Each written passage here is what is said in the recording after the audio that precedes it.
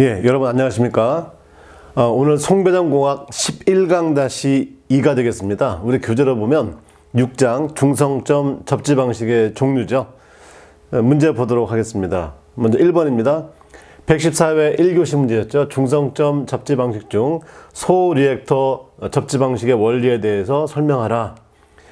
이 내용은 이제 송배전공학 11강 유튜브 영상을 참고하시기 바라겠습니다. 자, 그 다음에 문제 5번을 보시면 86회 1교시 나왔던 문제가 전절연과 균등절연에 대한 설명. 그다음 99회 1교시 나왔던 것이 변압기에서 단절연 및 저감절연에 대해서 설명하라. 이 문제가 나왔죠. 자, 변압기에서는 단절연과 균등절연을 얘기를 해야 되는데 단절연과 저감절연에 대해서 설명하라. 이렇게 질문 나왔습니다. 여하간 뭐 이해를 하고서 문제를 풀면 뭐 어려울 것 같지는 않습니다. 자, 송배전공학 10강에서 11강-1번 올해 5월 11일 유튜브 영상 제작되어 있으니까 꼭 좀 참고해 주시기 바라겠습니다. 오늘 여러분들과 함께 같이 볼 문제는 83회 1교시 접지 방식 중 직접 접지, 비접지, 고저항 접지, 저저항 접지에 대해서 장단점을 비교표로 작성하시오. 이런 문제였습니다. 자, 바로 이어서 이번 주에 여러분들과 같이 작성하셨던 답안지에 대해서 몇 가지 보도록 하겠습니다.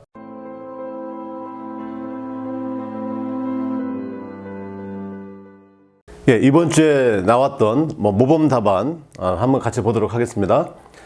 3번 문제였죠. 유효 접지 방식의 장단점과 저항 접지 방식을 비교하라. 그러니까 유효 접지의 방식의 장단점을 저항 접지하고 비교해라, 이런 말이었습니다. 그래서 포맷을 보면 이런 것은 기본적으로 제가 어떻게 하라고 말씀드렸냐면 포맷 구성이 중요하다. 그래서 비교를 하라 그러면 바로 비교표를 만들어서 적는 게 가장 좋다, 이렇게 말씀드렸습니다. 자, 유효 접지의 장점, 유효 접지의 단점 이렇게 정리해놨고요. 항목에는 일선질환식 건전상 대지전압이 어떻게 되느냐, 절연 레벨, 보기전기, 그 다음에 경제성, 이런 부분도 하나 만들어 놓으셨습니다. 그 다음에 유효 접지의 단점은 차단기의 수명, 이렇게 되어 있죠.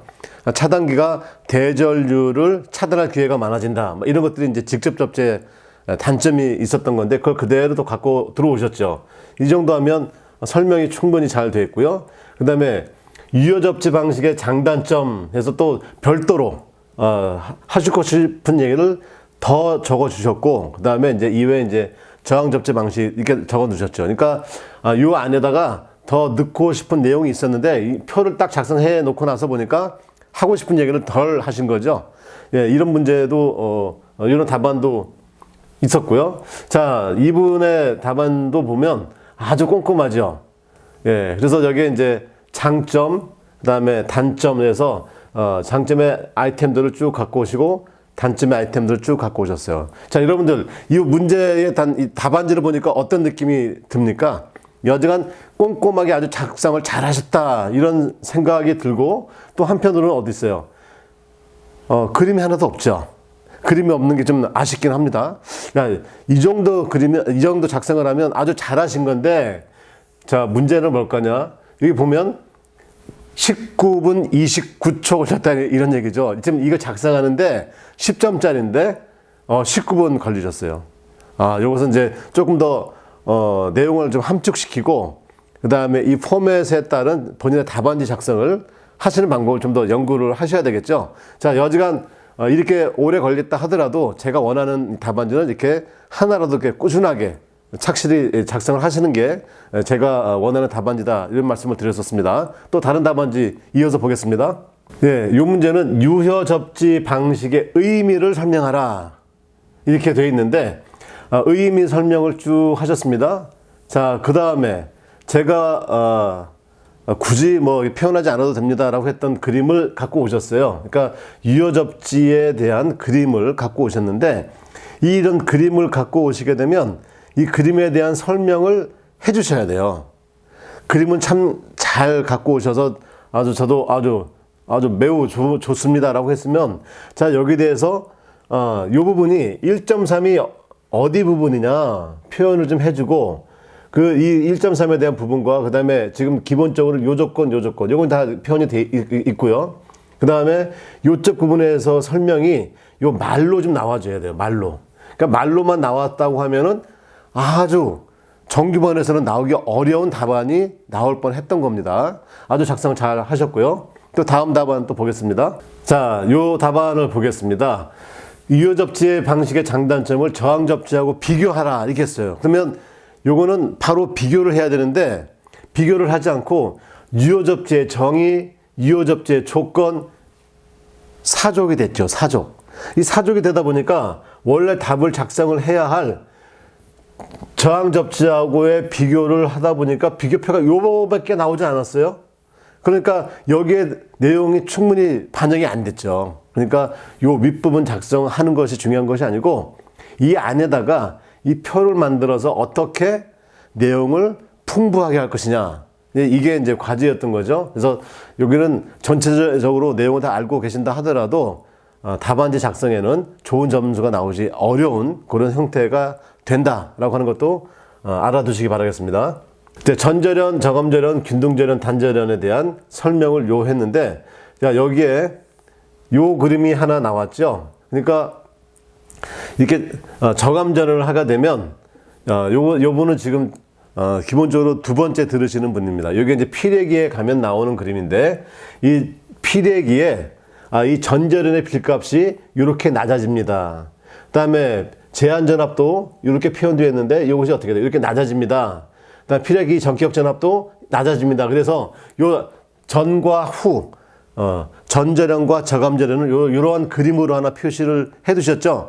요건 어디서도 볼 수 없는 그림인데 제가 이렇게 그려서 충분히 잘 이해가 된다. 이것도 괜찮은 그림이다. 저는 이렇게 생각이 듭니다. 자, 여기는 제가 강의 때 설명드렸던 건데 이쪽에 이제 변압기죠. 이 변압기의 이제 권선을 보면 이 맨 밑에가 가장 저렴이 낮다라고 하면 여기서 좀 올라갈수록 어떻게 돼요? 이렇게 이제 단계적으로 절연을 낮출 수 있다. 이것을 이렇게 변압기의 권선을 가지고 그려주셨어요. 그런데 이건 잘 하셨는데 이것에 대한 좀 설명이 조금 더 들어갔었으면 좋겠다. 이제 그 내용이 조금 빠졌어요. 그래서 그 부분이 조금 아쉽습니다. 여하튼 그림은 착안을 잘 하셨습니다. 그림을 한번 보게 되면 아까 그림보다 조금 더 이제 디벨롭이 됐죠. 자, 예를 들면 자, 변압기인데 맨 밑에가 0V다라고 하면 뭐 50, 100, 150kV로 올라갈 텐데 절연값이 A, B, C로 이렇게 나는 세 가지로 절연을 단계적으로 한번 바꿔보겠다. 그래서 이 변압기의 절연 레벨을 뭐 C레벨, B레벨, A레벨로 해서 이렇게 맞춰줄 수 있다라고 하는 그림을 갖고 오셨죠. 매우 독창적이면서 한눈에 그렇지 이게 맞아 이게 바로 단절연이지 이렇게 바로 이해할 수 있는 좋은 그림을 갖고 오셨습니다. 유효접지 방식의 의미에 대한 공부를 많이 하셨어요. 뭐 결론부터 얘기를 하자면 제가 원하는 정규반에서의 답안지가 바로 이런 답안지입니다. 공부하신 내용을 쭉 적었습니다. 유효접지의 의미, 유효접지의 조건, 그다음에 유효접지의 장단점, 그다음에 유효접지의 장단점 중에서 뭐 안정도가 나쁘다 이런 내용들이 있지 않겠습니까? 그래서 그것에 대한 대책, 요것에 대한 이 세 가지에 대한 대책을 쓰고 싶은데 10점짜리 답안지다 보니까 늘 공간이 없었단 말입니다. 이분은. 그래서 요 부분에 대한 대책을 별도로 좀 빼주려고 하니 내 공간도 부족하고 그래서 끝에다 난 이 정도는 알고 있습니다. 라고 얘기하는 거예요. 그래서 고속도 차단한다, 고속도 제표를 한다, NGR 설치한다, 발전기 중성점을 뭐 고장 접지 이렇게 하게 되면 안정도나 뭐 여러 가지 대책에 대한 보완이 된다. 라고 하는 내용들을 적어 주신 거죠. 그래서 이 답안지를 저는 딱 보는 순간 공부를 하셨는데 답안지 작성하는 연습을 안 하셨던 거예요. 그래서 이제 이분은 충분히 발전 가능성이 있는 답안지를 작성을 하신 것이다. 저는 이제 그렇게 느꼈습니다. 자, 요 작성하신 분도 계속 화이팅 해 주시기 바라겠습니다. 잠시 후에 오늘의 문제 해석 이어가도록 하겠습니다.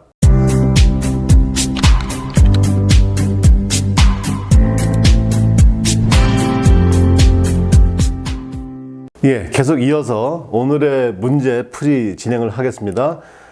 문제는 접지 방식의 장단점을 비교표로 작성하십시오. 그래서 직접 접지, 비접지, 그 다음에 고저항 접지, 저저항 접지 이렇게 4개로 출제가 된 겁니다. 일반적으로는 직접 접지, 비접지, 그 다음에 저항 접지 이 정도만 되는 것인데 여기는 4개로 주어졌습니다. 그러면 그 특징은 고저항 접지는 비접지 특성에 가까워지고 저저항 접지는 직접 접지의 특성에 가까워지는 것이죠. 자, 여기에 유효 접지는 없다라고 하는 것을 기억을 해 두시기 바라겠습니다. 자, 그러면 첫 번째, 지락시 건전상의 전압 상승은 얼마가 되느냐? 평상시와 거의 차이가 없죠. 대신에 비접지는 얼마만큼 커지냐면 루트 300까지 커진다. 그 다음에 고저항 접지는 비접지보다 약간 작고 저저항 접지도 어떻게 돼요? 얘보다 더 작지만 직접 접지보다는 커지겠죠. 그래서 그 내용을 잘 설명을 해 주셨고요. 그 다음에 두 번째가 이제 지락전류입니다. 예, 직접 접지는 건전상의 전압 상승이 낮은 만큼 어떻게 돼요? 지락전류가 매우 크죠.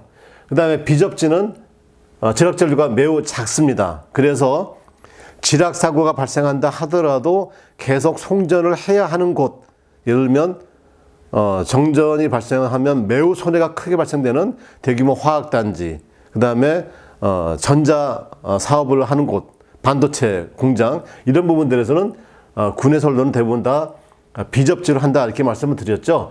근데 거기에 대한 이제 특징이 뭐냐면 송전 길이나 송전 전압이 커지면 지락 잔류가 커진다. 그래서 문제가 되니까 장거리 고전압 송전 선로에서는 비접지를 채택하지 마시오라고 권장을 하고 있다. 그 내용까지 설명을 드렸었습니다. 그럼 고저항 접지는 비접지의 특성에, 저저항 접지는 직접 접지의 특성에 비슷하게 간다라고 하는 것을 내용에 잘 설명해 주셨고요.